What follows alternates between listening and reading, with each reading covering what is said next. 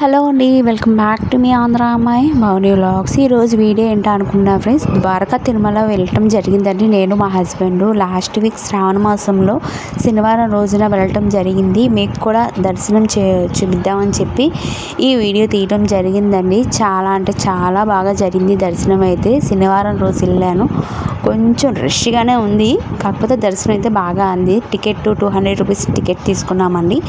ఒకరికి 200 రూపీస్ అంట, 100 రూపీస్ ఉంది, 500 రూపీస్ కూడా ఉంది. టికెట్ ఫుల్ క్రౌడ్ ఉంది కాబట్టి టికెట్ తీసుకొని వెంటనే ఒక 1 అవర్లో దర్శనం అనేది అయిపోయిందండి. ఇది దక్షిణ ద్వారం అండి, అండ్ ఉత్తర ద్వారం కూడా అటు నుంచి కూడా ఉంది. ఎక్కువగా భక్తులు అనేది ఇటువైపు నుంచే వెళ్తారండి. ఇటు కొబ్బరికాయ కొట్టే స్థలం, ఇక్కడ కళ్యాణం జరిగిద్దండి, స్వామివారు భజనలు కానీ అలా జరిగిద్దండి. మండపం అండి.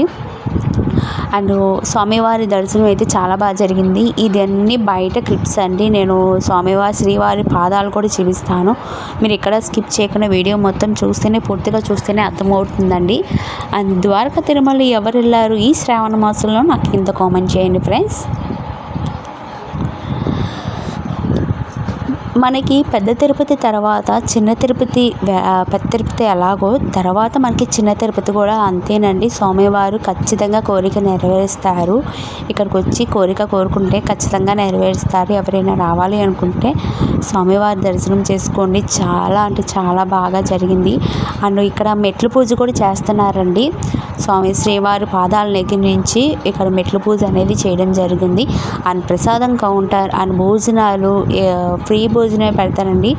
అలాగే ఇక్కడ నుంచి మనం కొంచెం పైకి వెళ్తే, రోడ్ సైడ్ నుంచి పైకి వెళ్తే మీకు ఉచిత భోజనాలు కూడా పెడతారు. భోజనం కూడా చాలా అంటే చాలా బాగుందండి.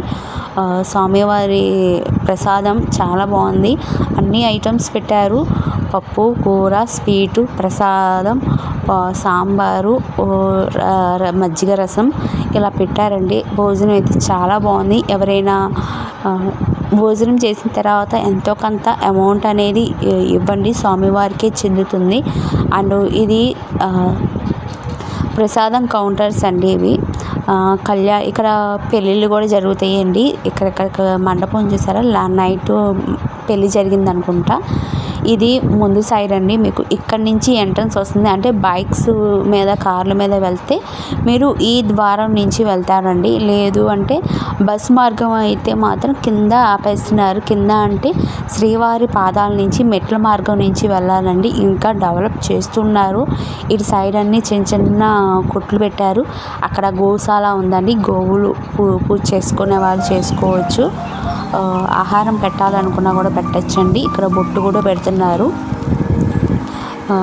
7 నామాలు ఉండదు, బొట్టు ఉంటుంది కదండి, ఆ బొట్టు పెట్టడం జరిగింది.